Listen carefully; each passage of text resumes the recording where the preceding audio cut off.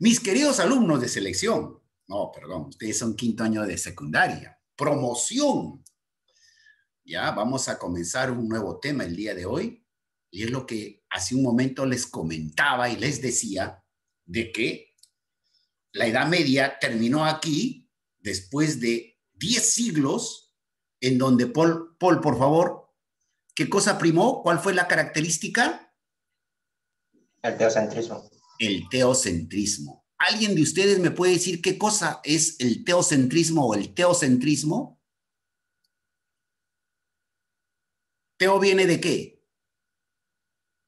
Un ratito, Paul, por favor. ¿Teo viene de qué? De Dios. De Dios. Muy bien, Gerald. Teocentrismo, entonces.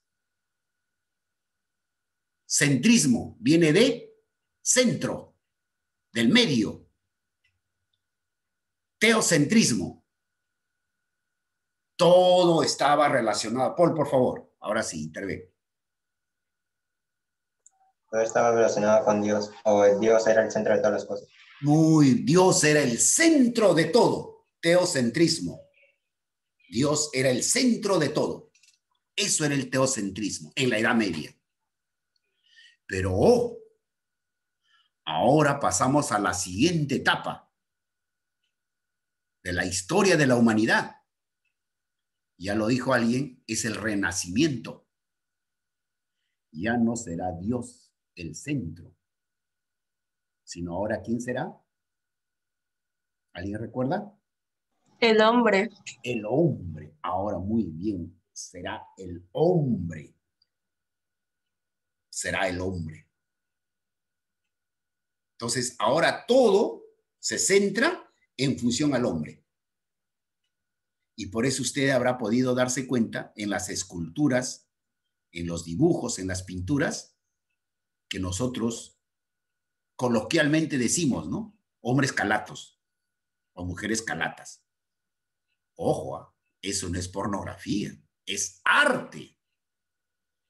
Entonces al hombre lo tenían que mostrar a la mujer tal como es, pues. Y de ahí viene esa escultura, ¿no? Que nosotros vemos en los grandes museos, principalmente en Italia, donde nace el renacentismo. Pero déjenme decirle, alumnos, hay una etapa de transición, y esto sí es pregunta de examen, o de pregunta que posteriormente usted va a ir desarrollando. Una etapa de transición, Xiomara. Xiomara está en una conversa brava, raro. Ella está en otra cosa, está desarrollando un poco de renacimiento. ¿No, Xiomara?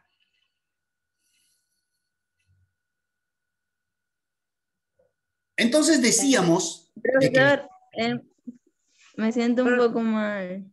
Ah, hija, con razón yo decía, de repente estaba ya desarrollando la clase. Ya, Xiomara, no te preocupes. Si se siente un poquito mal, bueno, no te preocupes. Yo siempre veo en ti... Un ratitito nomás, un ratitito. Sí. Sí, por favor. Gracias. No se preocupe, no se preocupe. Entonces decíamos, mis queridos alumnos, de que el trecento es la transición al renacentismo. Entonces, veámoslo de ese punto de vista. Trecento viene de tres.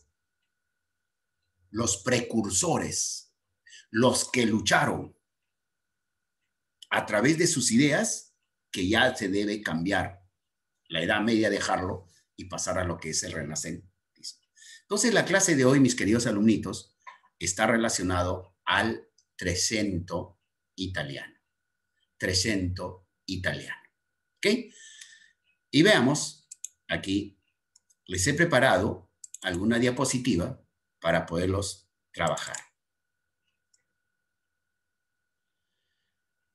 Y ahí está el trecento italiano. ¿Qué cosa era entonces el trecento italiano? Primero, quiero invitarte a que observes estas dos imágenes que ustedes están viendo y ya surge alguien. ¿Cómo se llamará este personaje que está aquí? Que ya lo hemos estudiado también. ¿Perdón? Por favor, alumnos. Dante Alighieri, muy bien, Dante Alighieri.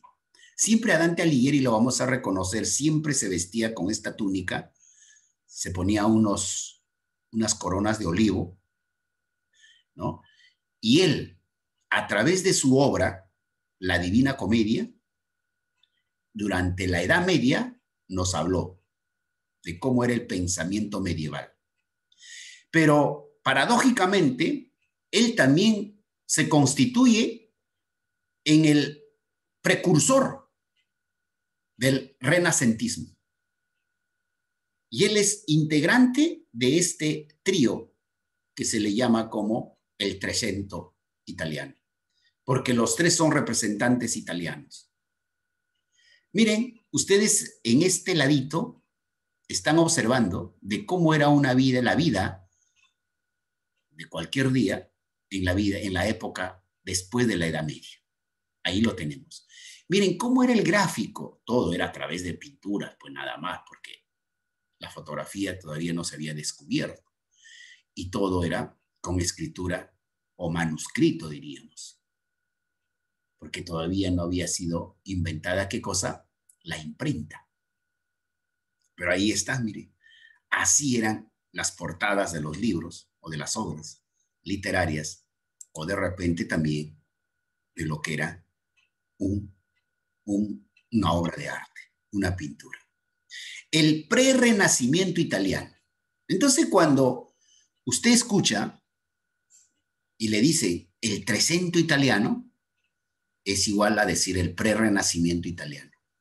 Es la etapa de la transición al renacentismo. ¿Ok?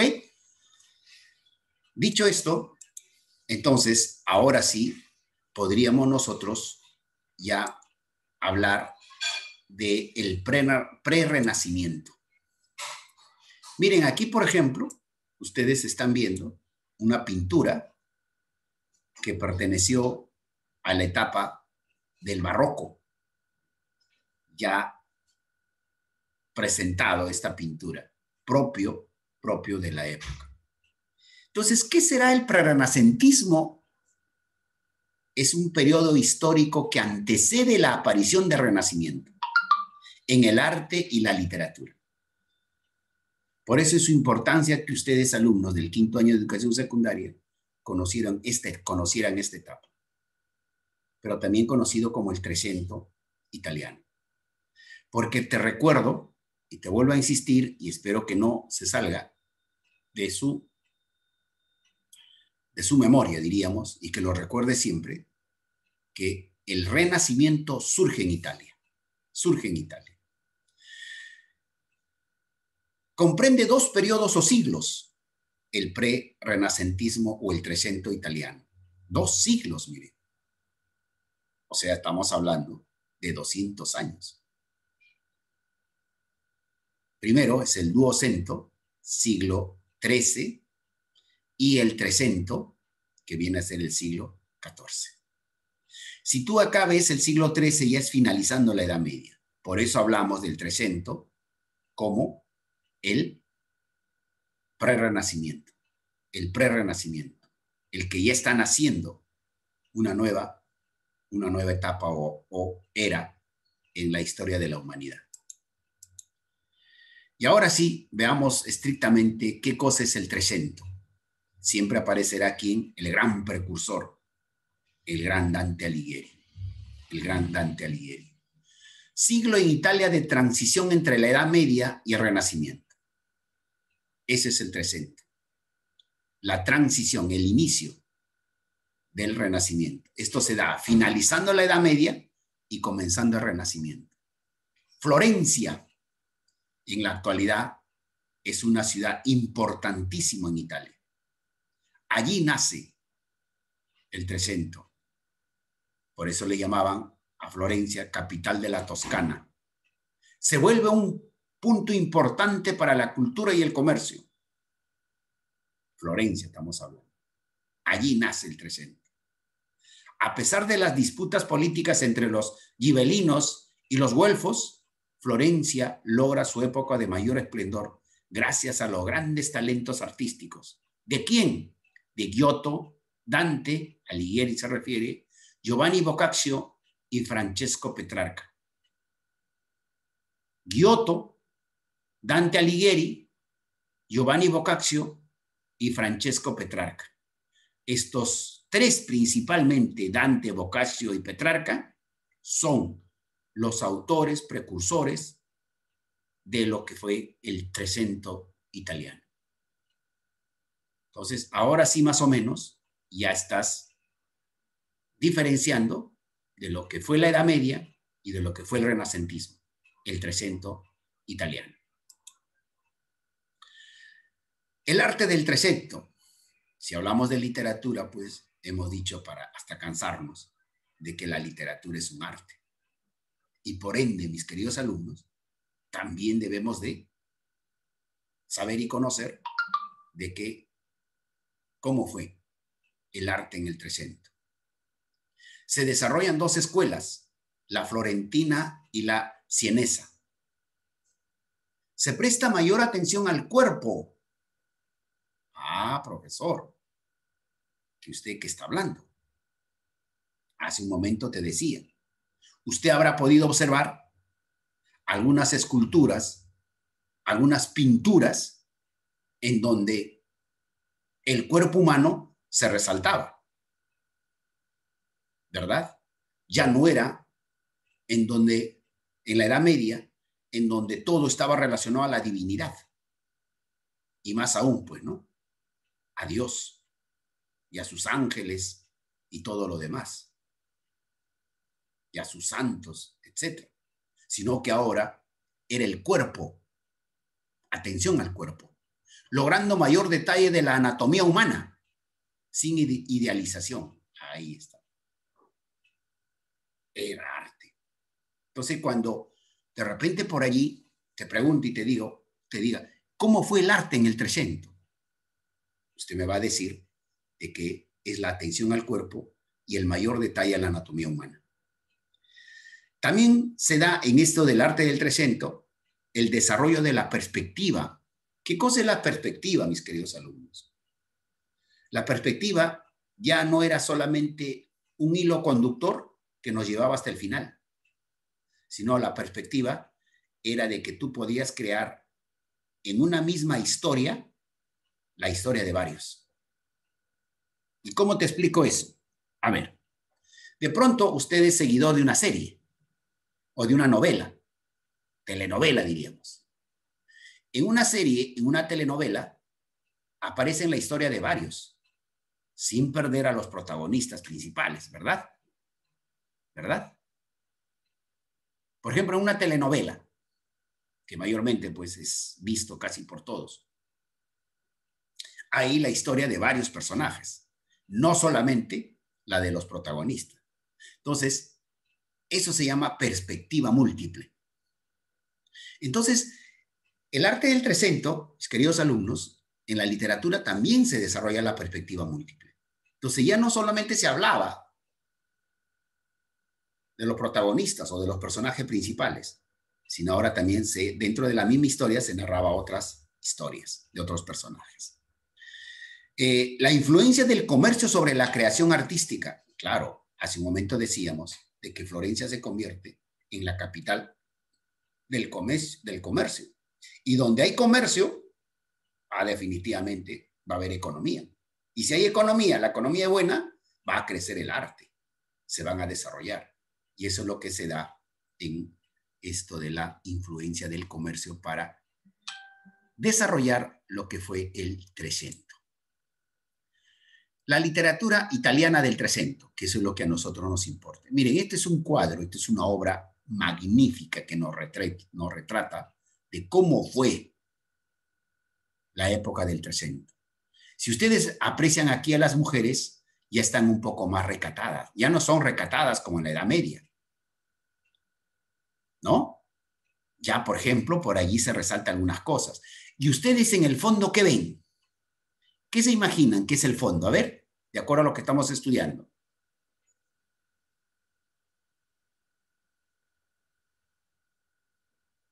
A ver, alumnos. ¿Qué ciudad será la que ustedes aprecian en el fondo?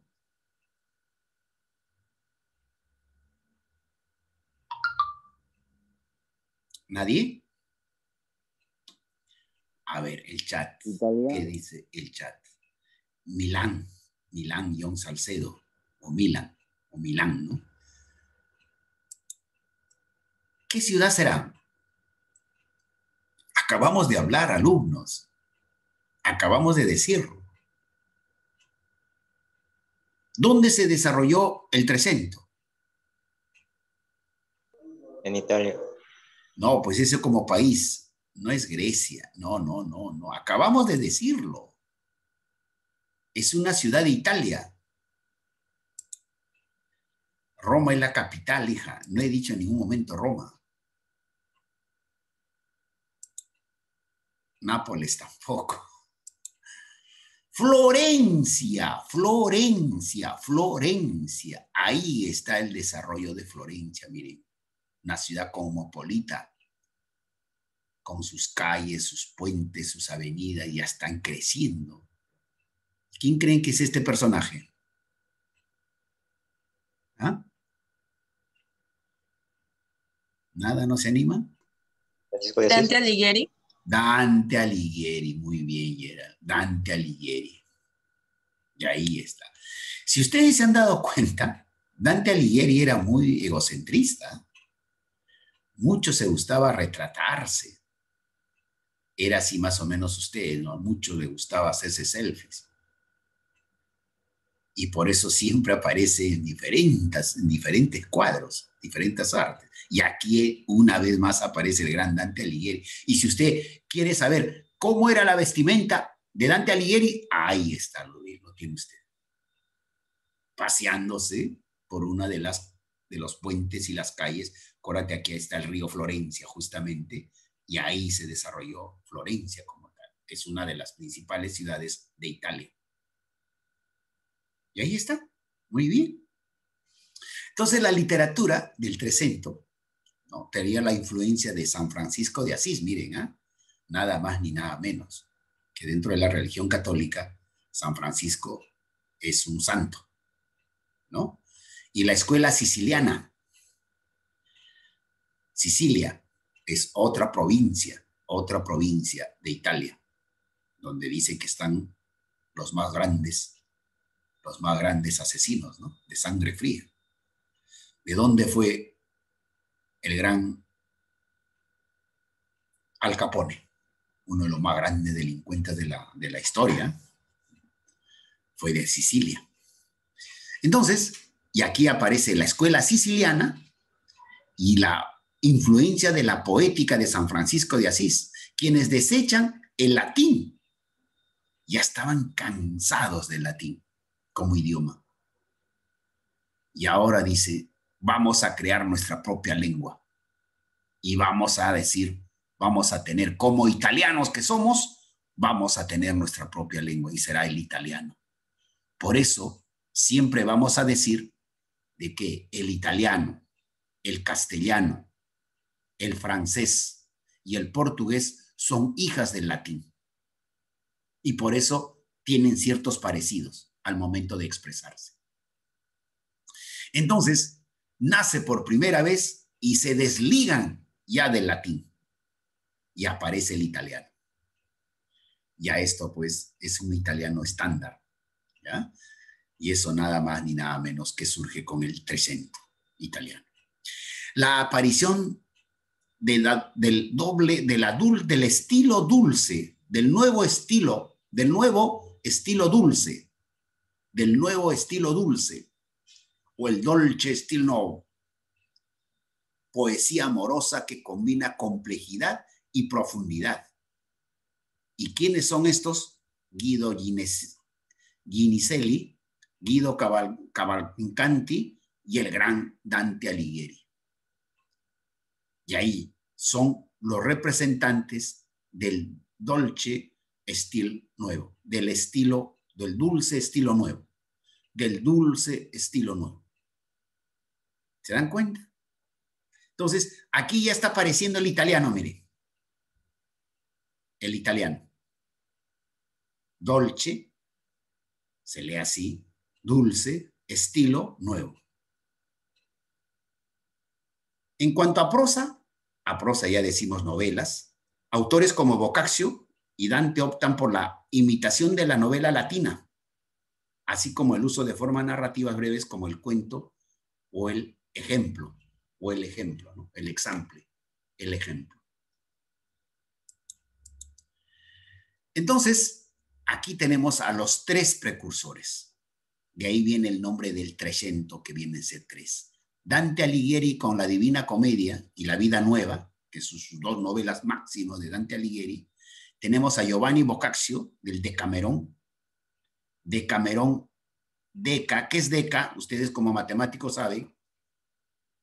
¿Qué es Deca? ¿Qué es decena? 10. 10. Muy 10. bien. Esta novela está justamente de los 10 años, la historia de 10 años que sucede y le llama Giovanni Boccaccio, esta es novela, el Decamerón. Y el otro del gran Francesco o Francisco Petrarca, el Cancionero. Entonces, estos tres autores, mis queridos alumnos, con sus respectivas novelas, se constituyen en lo que vendría a ser el Trecento italiano.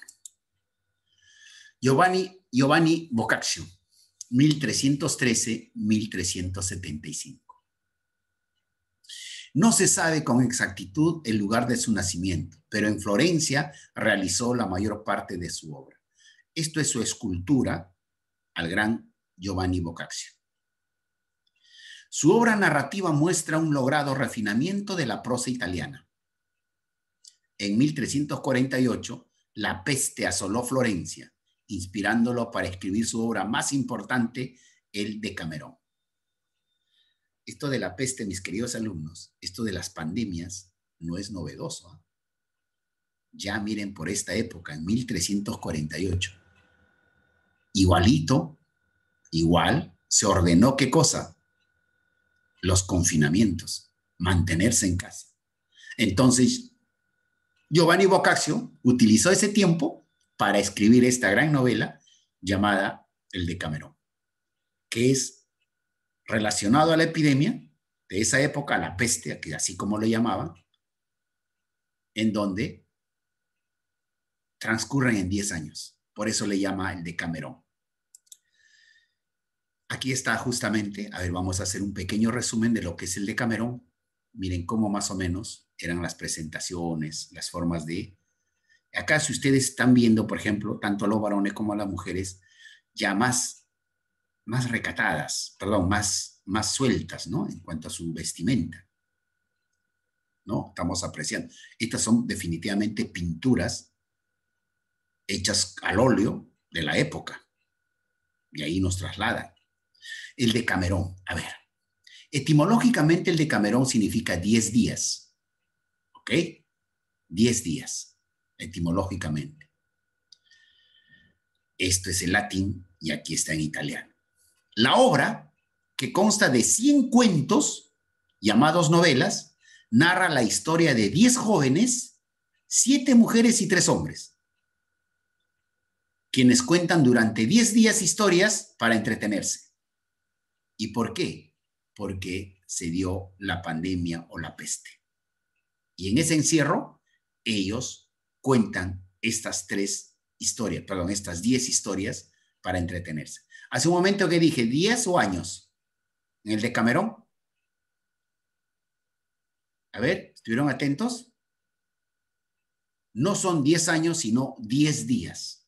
Son 10 días. Pero el Decamerón consta de 100 cuentos. Por ejemplo, a quien le va a tocar el Decamerón desarrollar para la prueba, y aquí ya tienes ciertos datos, ¿no? Los temas que se manejan son en su mayoría profanos. ¿Qué cosa será profano, mis queridos alumnos?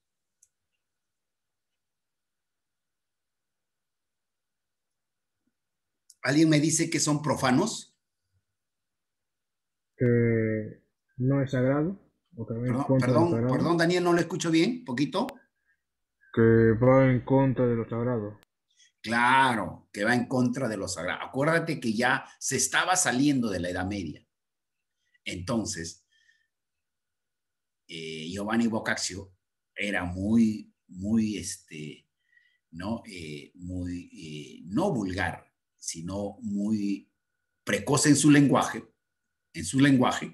y ahí pues son en su mayoría profanos y rondan alrededor de la condición humana, el amor, la religión y la fortuna. Estos cuentos entonces hablarán de la condición humana, como el amor, la religión y la fortuna. ¿Claro? Muy bien, seguimos entonces. Allí habremos terminado la exposición del día de hoy del Trecento italiano. ¿Por qué no te explico lo de Dante Alighieri con su Divina Comedia? Porque ya lo hemos visto en la clase pasada, ¿verdad? A ver, enciendan sus camaritas para poder ya ir terminando la clase del día de hoy. ¿Alguna pregunta por ahí? ¿Alguna duda? A ver, mis queridos alumnos. ¿Sí? Entonces, ¿les ha quedado claro, mis queridos alumnos, de lo que fue el Trecento italiano, ¿verdad? Entonces, ahora ustedes en su actividad que van a desarrollar, que ahora lo voy a exhibir, a ver, aquí está. Vamos a poner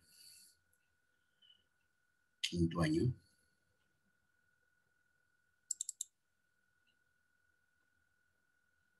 Aquí hay una actividad que ustedes tienen que desarrollar, mis queridos alumnos. Esto es la clase del día de hoy que ya hemos desarrollado. De ahí sacas un resumen, lo anotas en tu cuaderno, las diapositivas, y aquí está. Yo quiero que usted me haga un buen trabajo y no quiero pues un trabajo como ustedes ya son alumnos de quinto año. Entonces te voy a poner la nota que al menos cómo has investigado.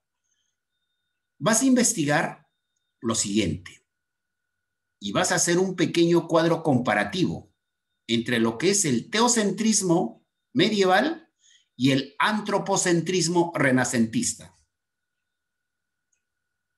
Antropo. ¿Qué será antropo? Antropología, ¿qué será? La antropología, ¿qué estudia? El cuerpo del hombre. Al hombre. Al hombre estudia la antropología. Entonces, el antropocentrismo renacentista. Y el teocentrismo, ya lo hemos explicado, pero ahora tú vas a ampliar con tu investigación, vas a indagar y me vas a hacer un cuadro bien bonito en donde todo relacionado al teocentrismo medieval y al antropocentrismo renacentista. Esto lo va a hacer muy bien. Ojo, repito, no quiero conceptos, ¿ah? Teocentrismo medieval, y eso es mi trabajo. No, cuidado, estoy hablando con alumnos de quinto año. Por eso vas a investigar qué significa todo lo relacionado al teocentrismo medieval. Eso en una columna. Por eso te estoy diciendo que hagas un cuadro comparativo en una columna. En la otra columna hablarás todo acerca, bien dividido, pues características, representantes, ¿no? Más o menos. El antropocentrismo renacentista. Esto está hasta el día domingo. Tiene plazo usted para que me lo envíe. Esto voy a revisarlo. Y esa vendrá a ser su primera nota. ¿Ya? Todo, por favor, me lo envía a través de tareas de el Cubicol. No me mande por mensajería, tampoco me mande por WhatsApp. No lo voy a recibir, alumnito, no lo voy a recibir y no lo voy a revisar. Hágalo todo a través del Cubicol, ¿ok? Entonces, eso vendría a ser las actividades que usted va a desarrollar. ¿Alguna pregunta? ¿Alguna duda?